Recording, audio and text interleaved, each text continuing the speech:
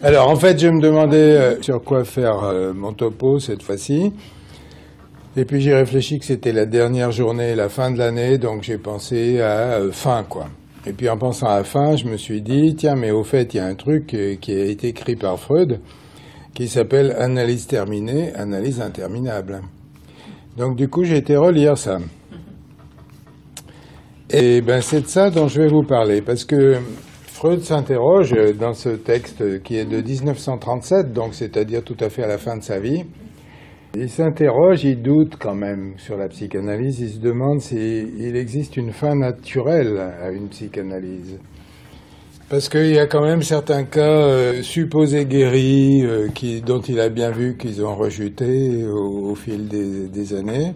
Et du coup, il se demandait pourquoi cette inconstance des résultats, même si, en l'occurrence, c'était des cas plutôt lourds, et qu'il avait aussi des exemples de cas que ça avait tenu, mais malgré tout, il se demandait pourquoi ça tenait pas dans un certain nombre de cas. Du coup, ça lui posait le problème de la guérison, plus généralement. Et par conséquent, du moment où on dit, bah oui, là, c'est terminé, quoi. Il s'interroge sur la fin, quoi. Est-ce qu'il y a une fin naturelle ou est-ce qu'il faut des fois fixer impérativement une fin pour débloquer les choses et dire, bon, ben, on arrête à telle date. Et que du coup, ça mobilise des tas de trucs qui, jusqu'à présent, restaient immobilisés, n'avaient pas pu être traités.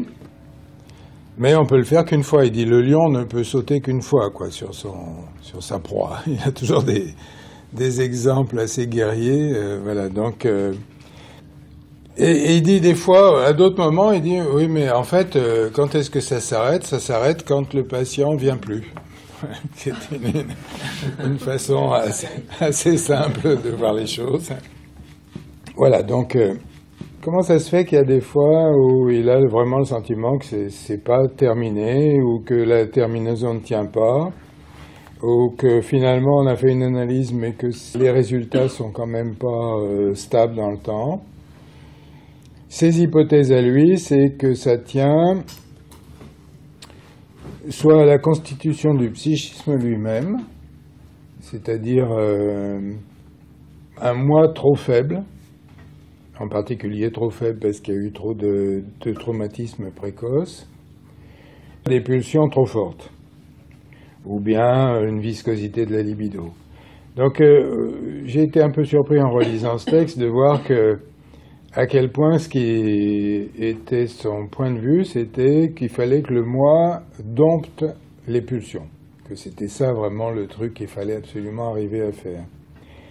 Et du coup, c'est pas très étonnant si la psychanalyse américaine est devenue quand même assez centrée sur le renforcement du moi. Donc, les limites qu'il trouve, c'est d'une part, soit la constitution du psychisme lui-même, soit les limites du psychisme de l'analyste. Et il cite Ferenczi à ce propos, en disant finalement, bah, avec tel analyste, on ne peut pas aller plus loin que telle chose. Et ça, c'est intéressant pour nous aussi. Hein. C'est d'ailleurs dans ce texte que Freud reprécise que pour les analystes, ce serait bon de faire une tranche tous les 5 ans, il dit. Hein. C'est dans ce texte dont il parle. Donc il se pose la question, est-ce que ça tient au psychisme lui-même? Est-ce que ça tient aux limites du psychisme de l'analyste? Il en arrive à la boutade dont je vais parler sur les métiers impossibles. Et il finit finalement par conclure son texte, c'est le tout dernier paragraphe, par ce qu'il appelle le roc du biologique. C'est-à-dire, d'une certaine manière, il se dit finalement, le fait qu'on soit une femme ou un homme, ça va être quelque chose qui sera définitivement dur à digérer et qu'il va falloir de toute façon, là, il y aura toujours quelque chose qui restera accroché sur le fait de pas vouloir être une femme ou se sentir menacé de castration en tant qu'homme, etc., etc. Donc c'est là-dessus qu'il termine. Mais bon, c'est un résumé rapide. Hein. Ce que je propose, c'est de revenir sur la question du métier impossible. Alors ça, c'est assez intéressant. C'est une boutade qu'il avait déjà dit il y a très très longtemps avant, en 1925, mais là qui reprend en 1937, et dont on a eu deux traductions en français. La première traduction, c'est celle que j'ai d'ailleurs dans mon bouquin, ça vous montre à quel point il est vieux, est la suivante.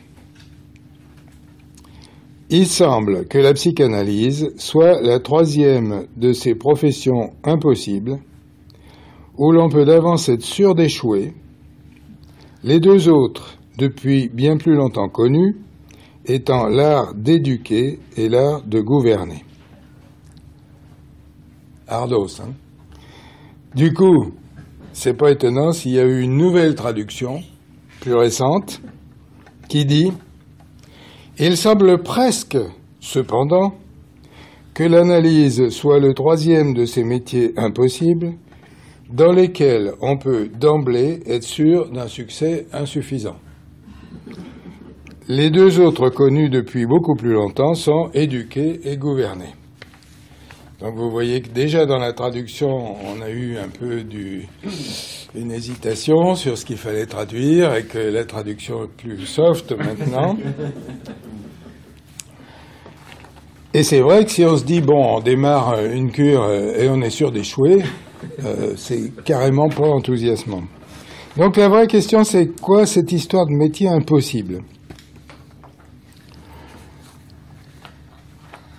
Et à mon avis, il y a deux lectures possibles de cette idée de l'impossible. Soit c'est l'impossible parce qu'on a mis la barre trop haut.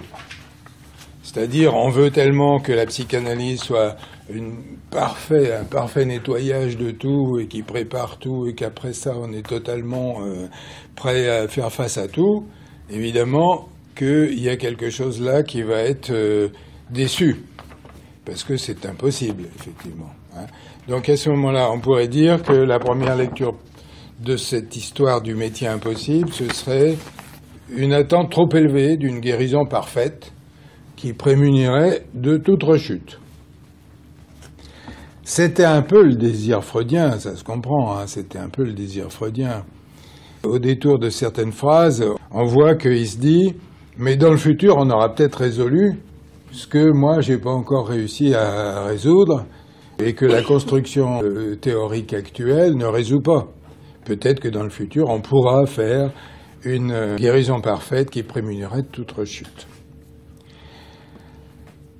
En fait, le risque, si on part sur cette idée d'une guérison parfaite qui prémunit de toute rechute, c'est finalement d'osciller entre l'aspiration à la toute-puissance. Rien n'est impossible, on va arriver à faire une guérison parfaite et tout. Ou la bascule dans l'impuissance. Ah ben si c'est pas possible, alors rien n'est possible. Hein. On retrouve le tout ou rien. Je pense que tous les analystes ont besoin de trouver la juste position entre ces extrêmes, c'est-à-dire le désir d'un truc qui soit parfait ou l'idée que de toute façon on n'y arrivera jamais. C'est trop difficile. Et en fait, pourquoi je pense que c'est quelque chose qu'on retrouve chez tous les analystes, c'est qu'en fait, c'est la question phallique ou dépressive. C'est la quête phallique, je vais être absolument celui qui aura l'énorme phallus qui permettra de tout guérir, ou au contraire, je suis impuissant, dépressif, pas possible, comme je l'ai vécu dans la phase dépressive, où je me rendais compte que je n'étais pas tout puissant. Donc, à mon avis, tous ces enjeux se rejouent à chaque analyse, mais il y a en plus quelque chose d'assez compliqué sur lequel on est de plus en plus pesant maintenant, c'est le mélange des psychismes. C'est-à-dire que, en fait, aussi, ça, c'est du compliqué, quoi.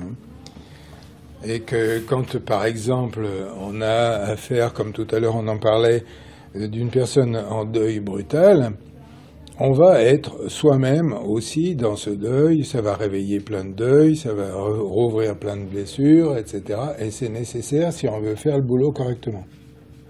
Bon, ça c'était le premier sens d'impossible, c'est-à-dire c'est impossible si on met un niveau trop élevé et on ne peut qu'être déçu. Et c'est peut-être un peu l'impossible dont parlait Freud. Mais je pense qu'il y a un deuxième sens de impossible. C'est qu'en fait, il y a un paradoxe dans ces métiers. que ça soit éduquer, gouverner, guérir. Il y a un paradoxe dans ces trois métiers qui, en fait, expliquerait que si on est face à un paradoxe, on ne peut jamais totalement en sortir. Alors, je vais vous détailler mon idée, qui n'est d'ailleurs pas que la mienne, hein. Il y a d'autres analystes qui se sont penchés là-dessus. Qu'est-ce qui relie ces trois métiers? Pourquoi éduquer, gouverner, guérir, ce seraient les trois impossibles? Alors, à mon avis, d'abord, une première chose qui relie ces trois métiers, c'est que dans les trois, on trouve une relation asymétrique. Quand on est le professeur qui va transmettre aux élèves, quand on est le gouvernant qui va gouverner les gens, et quand on est l'analyste qui est implicitement en position différente de l'analyser, ne serait-ce que parce que à cause du transfert. Donc dans les trois cas, on trouve une relation asymétrique. Et dans les trois cas, il y a une tentation de forger l'autre à sa façon, de faire que l'autre soit comme il doit être en tant qu'élève, comme il doit être en tant que peuple gouverné, ou comme il doit être en tant que bon analysé. Donc il y a une tentation de forger un autre à sa façon, et du fait de cette relation asymétrique et du fait de cette tentation de forger l'autre à sa façon, dans les trois cas, il y a une possibilité d'abus en toute impunité. Pédophilie, bon, Dieu sait si on voit ça souvent dans l'éducation nationale ou dans l'éducation tout court, dans le fait que y a quelqu'un qui est en position haute et qui apprend à l'enfant quelque chose. Pédophilie, mais c'est inscrit dans le truc, la pédophilie. Parce que t'as une relation asymétrique, une tentation de forger l'autre à ta façon, et tu peux en abuser finalement assez facilement. Donc pédophilie, au niveau du gouvernement, c'est dictature. C'est 1984, c'est pouvoir manipuler l'autre, en faire un objet comme on veut. Et au niveau de la psychanalyse, il y a des abus en toute impunité possibles. Moi, je me rappelle d'un truc qui va vous faire sauter en l'air. Enfin, moi, ça m'a fait sauter en l'air.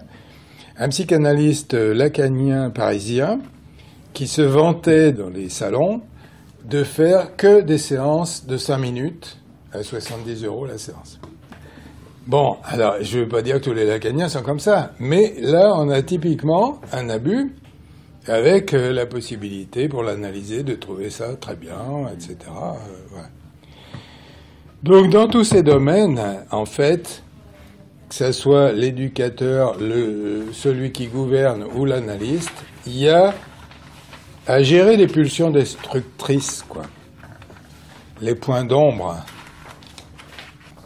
Parce que aussi, on va y revenir, mais ça pourrait être aussi de vouloir à tout prix que l'autre, en analyse, adhère à notre vision des choses, à notre interprétation, à notre construction, à tout ce qu'on a décidé de comprendre qui était ça qu'il devrait comprendre et qu'on va lui fourrer dans la tête, sinon il n'y arrivera pas, il résiste, etc. Donc il y a toujours un peu ça qui est à réfléchir. Or, le paradoxe, il tient que dans ces trois secteurs, et même dans d'autres dont je vais vous parler, le but final, c'est d'avoir perdu pour gagner, ou un truc comme ça. Je vais vous expliquer. Par exemple, une citation de Mireille Sifali, qui est une professeure d'université en sciences d'éducation, en Suisse. Certains ont assuré que précisément le succès d'une éducation résiderait dans le fait qu'elle échoue. Celui qui en est l'objet contrecarre le projet forgé pour lui et se retrouve advenir comme sujet dans la différence et la séparation. Et vice-versa.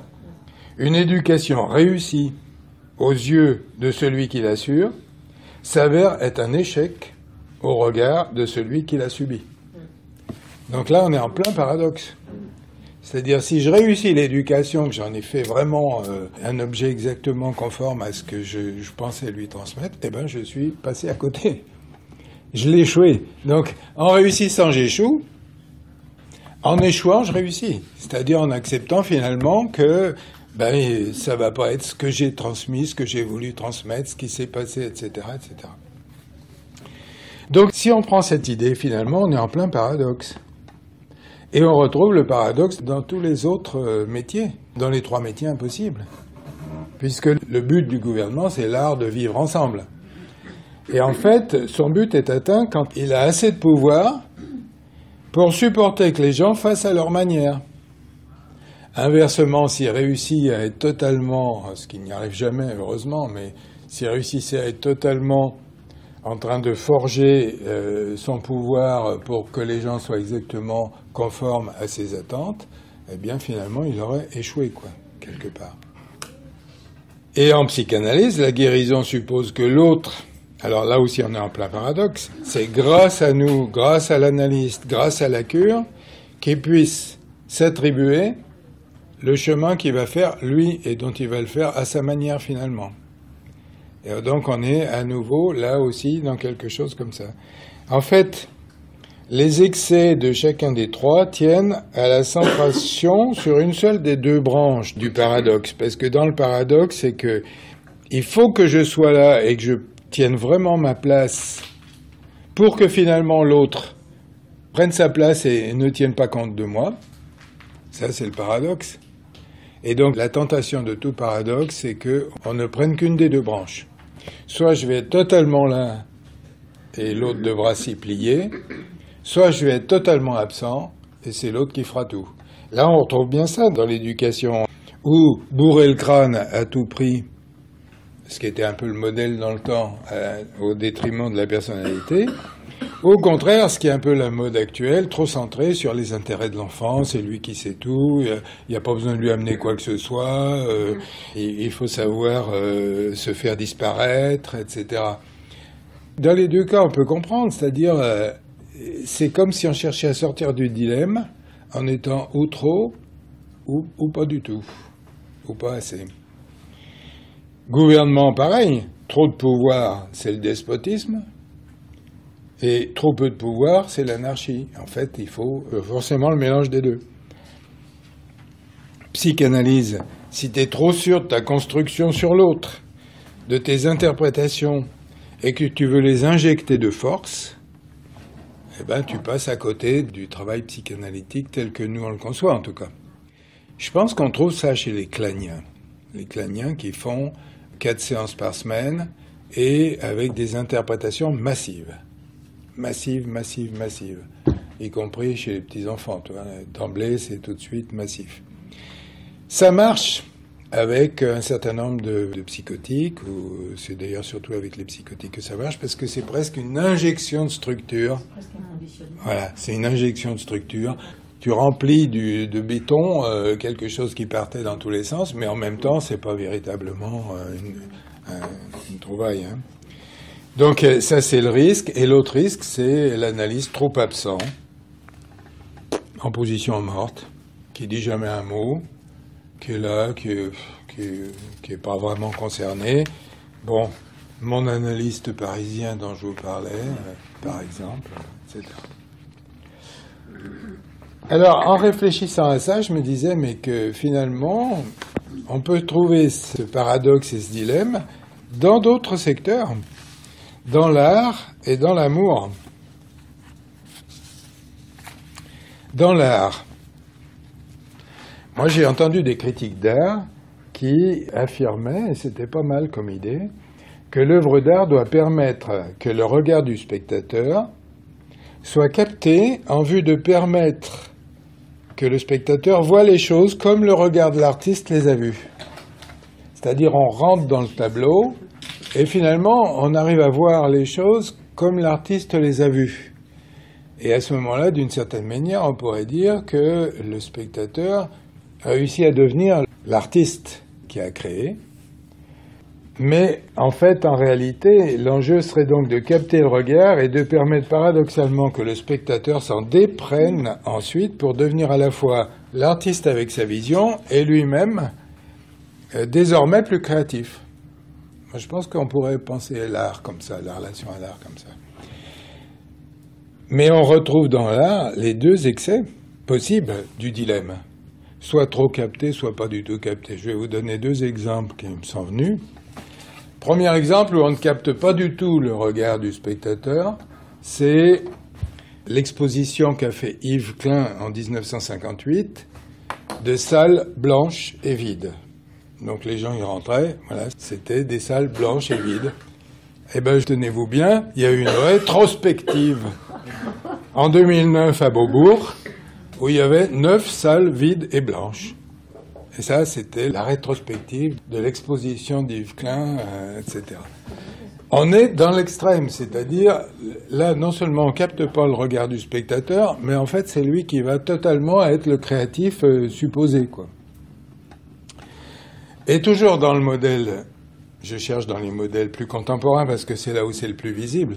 Donc là, il y avait l'histoire des salles blanches et vides. Il n'y a pas très longtemps, j'ai assisté à ça à la Biennale de Lyon, de l'art contemporain. On rentrait dans une pièce, il fallait prendre un billet auprès d'une personne qui était là pour prendre les billets des gens qui rentraient. Et puis il y avait quasiment rien dans cette salle. Je ne sais pas si certains l'ont vu, ça. Et puis, une fois que les gens étaient rentrés, la femme qui avait récolté les billets, elle se mettait à se déshabiller, faisait du striptease. On lui avait donné son billet en tant que personne du musée qu'il fallait, et il n'y avait rien dans la pièce. Et la seule chose qui importait pour elle, c'était, et après j'ai lu des trucs qu'elle a écrits là-dessus, c'était de capter le regard, quoi. Et de faire que les gens soient fascinés, surpris, captés par son striptease. Effectivement, c'était assez troublant. Bon, et ben là, on est dans l'autre extrême. C'était une performance artistique aussi, quoi. Donc on a deux performances artistiques, l'une qui capte le regard et l'autre qui s'en détourne totalement. À mon avis, dans les deux cas, l'art meurt. Parce qu'en réalité, il n'accepte pas de vivre le paradoxe, le dilemme d'être à la fois ce qui capte et ce qui ne capte pas, etc. Bon, c'est peut-être un peu tiré par les cheveux, hein. C'est ce qui m'est venu en préparant ce truc. De même, ce qui m'est venu dans la même lignée, c'est l'amour, finalement. L'amour, c'est soit aime-moi comme je veux que tu sois, et comme je veux, moi, recevoir. Donc c'est une certaine violence qui est faite à l'autre. Il n'y a que comme ça qu'on pourra être dans une relation d'amour. Aime-moi comme je veux, point barre. Ou alors je disparais totalement, je suis fait plaisir, c'est une violence faite à soi. Dans les deux cas, finalement, le dilemme de la coexistence des deux désirs différents et éventuellement contradictoires disparaît, quoi. La deuxième, c'est quoi ? C'est je me fais disparaître, je suis fait plaisir totalement centré sur toi. Je ne cherche pas à ce que tu sois comme je veux, je cherche à me faire disparaître pour être conforme à ce que tu attends. Si tu veux, c'est l'histoire de dire nous ne faisons qu'un. Et la question qui vient tout de suite après, oui, c'est oui, mais lequel ? Voilà. Et là, tu es au cœur du dilemme de l'amour, parce que tu voudrais faire qu'un, ce qui est normal. Et en même temps, c'est justement en étant prêt d'accepter totalement l'intérêt de la différence et du fait qu'on n'est pas pareil, qu'on va réussir à avoir une certaine fusion. Donc on est dans le paradoxe. Bon, alors je dérive un peu évidemment, mais bon, c'est pour dire que l'impossible de chacun des trois métiers dont parlait Freud tient au fait que l'action de l'un sur l'autre doit s'accompagner d'une action réciproque et non pas être dans une sorte de ou tout ou rien. Ce qui suppose une impossibilité de fixation définitive. Alors du coup, dans tous ces domaines, il faut accepter qu'on est ou dans une danse constante entre les deux pôles, et ça renvoie à mon article que vous avez peut-être pu lire sur une éthique de l'insécurité, ou bien l'acceptation d'être écartelé entre des désirs contradictoires, entre le fait de vouloir pour l'autre et en même temps que si je veux trop pour l'autre, je l'empêche finalement d'être lui-même. ou autre, hein, de devoir transmettre à l'enfant dans l'éducation et en même temps de devoir accepter que si je transmets finalement, je peux risquer de faire que je passe à côté de ce qui doit être fait. Donc là, il y a une sorte d'acceptation aussi, c'est l'autre possibilité d'être écartelé. Et là aussi, ça renvoie à un de mes écrits qui est le chapitre 7 du livre Le cœur métamorphe, où on est sur la croix des désirs contradictoires et qu'on va devoir faire avec. Et que c'est seulement de cette manière-là qu'on va être vivant et créatif, plutôt que de vouloir être seulement sur une des deux dimensions. Donc, en conclusion plus large, de plus en plus en psychanalyse, on se centre sur l'interaction des deux et sur le fait que leur chemin est commun. D'où le rôle du travail intérieur du psychanalyste, acceptant d'être lui aussi malaxé par la cure.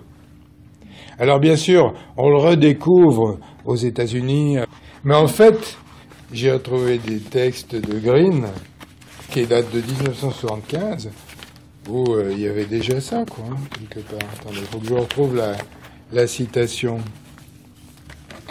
Par exemple, voilà ce qu'écrit Green, il y a longtemps, hein. En fin de compte, le véritable objet analytique ne sera ni du côté du patient, ni du côté de l'analyste, mais dans la réunion de ces deux communications, dans l'espace potentiel qui est entre eux, limité par le cadre. On ne pourrait pas dire mieux pour nous, hein. Et il dit aussi un peu plus loin, l'accent mis sur le changement chez l'analyste avait pour but de montrer qu'outre les changements chez le patient, il fallait compter sur le double fourni par le changement chez l'analyste, grâce à la capacité chez ce dernier de construire dans son fonctionnement mental, par complémentarité, une figure homologue de celle du patient. Bon, là, c'est plus tortillonné, mais ça veut dire en gros que finalement, les changements, ça suppose qu'ils soient travaillés ensemble et en même temps, et que c'est une aventure commune, quoi, hein. Alors, qu'est-ce qui en découle de tout ça? Qu'est-ce que ça veut dire? Green. Ce qui en découle. Bon, évidemment, la cure, c'est une aventure à deux. Et figer l'autre dans une interprétation ou une construction risque de tuer la vie même de cette cure. Or, c'est une tentation. C'est une tentation parce que, comme on a fait beaucoup d'études, parce qu'on réfléchit à plein de liens, parce qu'on en a des idées, etc., on est tenté de figer l'autre dans cette interprétation-construction. Et alors, le dilemme pour nous, et c'est là où on retrouve le paradoxe, c'est que il n'est pas question de supprimer toute interprétation-construction, bien sûr, qui serait une erreur, et il n'est pas question non plus de l'imposer, de croire qu'il n'y a que ça. Donc ça suppose qu'intérieurement, on puisse travailler avec ça, et en même temps, rester toujours avec le doute et la distance nécessaires. Dilemme, quoi. Deuxième conséquence, que l'analysant, il pourra aller que jusqu'au point où l'analyste a été. Ça, c'est ardos quand même, parce que ça suppose qu'on va peut-être avoir travaillé des trucs vachement bien, et puis il y a peut-être encore d'autres choses qui seront restées en point aveugle dans cette dyade-là. C'est peut-être pas pour rien, du coup, que Freud et d'autres, et Ferenczi, et puis depuis toujours maintenant, proposent d'autres tranches d'analyse, et avec une autre personne que son analyste initial, parce que du coup, ça va pas être exactement les mêmes zones qui vont être traitées ensemble, quoi. D'où l'intérêt des tranches, quoi, avec des analystes différents. Troisième conséquence, donc après le fait que c'est une aventure à deux et que finalement on peut aller que jusqu'au point où l'analyste a été, c'est le paradoxe est au cœur même de la cure psychanalytique. C'est-à-dire que, pas seulement, hein, vous avez vu, c'est au cœur même de l'éducation, de la gouvernance, de l'art éventuellement, de l'amour peut-être, peu importe. Nous, ce qui nous importe, c'est la question de la psychanalyse. Le paradoxe est au cœur même de la cure analytique, parce que vouloir pour l'autre, eh ben, c'est nécessaire. Et en même temps, c'est à proscrire. Donc on est sur le truc totalement déchiré, où on ne peut pas lâcher un des deux aspects, parce qu'il y a quelque chose qui meurt, et pourtant ils sont incompatibles. Quatrième point, ce paradoxe nous est bien simplifié en ce qui nous concerne par le déplacement sur une scène elle-même paradoxale, qui est la scène du rêve éveillé. Puisque la scène du rêve éveillé, c'est justement une expérience paradoxale dans laquelle le rêve éveillé, et l'expérience en l'occurrence, est à la fois celui du patient et en même temps coloré par la relation avec l'analyste, par le transfert, par la présence de l'analyste dans le rêve éveillé, etc. Donc c'est à la fois son rêve éveillé, il n'y a aucune hésitation possible, et c'est à la fois pas son rêve éveillé quelque part. Donc on est avec le même paradoxe, sauf que là, il est déplacé sur une scène, donc ça nous simplifie les choses. Et du coup, la fin de cure est envisageable aux conditions indiquées dans le référentiel. Donc là, je vous renvoie aux 2 référentiels, où je vous en reparlerai tout à l'heure. Mais avec la surprise dont on a déjà parlé d'ailleurs, hein, c'est souvent hors de la cure et dans l'année qui suit que se fait un changement profond, en dehors de la cure. Et ça, c'est l'expérience de la plupart d'entre nous. Hein. Et finalement, comme en amour, en art, en éducation, en gouvernance, on devra faire avec l'impossible d'une situation qui ne sera jamais vraiment finie. Et là, j'ai une citation qui est pas mal de Paul Valéry. La maîtrise dans l'art, c'est ce qui permet de ne jamais finir ce qu'on fait. Seule la maîtrise de l'artisan s'achève dans l'objet. C'est-à-dire, il y a quelque chose qui est toujours un peu non fini dans le domaine artistique. Et voilà, et ben, faut faire avec, quoi. De même que je vais faire avec le fait que j'aurais pas réussi à tout vous dire sur ce sujet, n'est-ce pas? Et que c'est juste l'heure.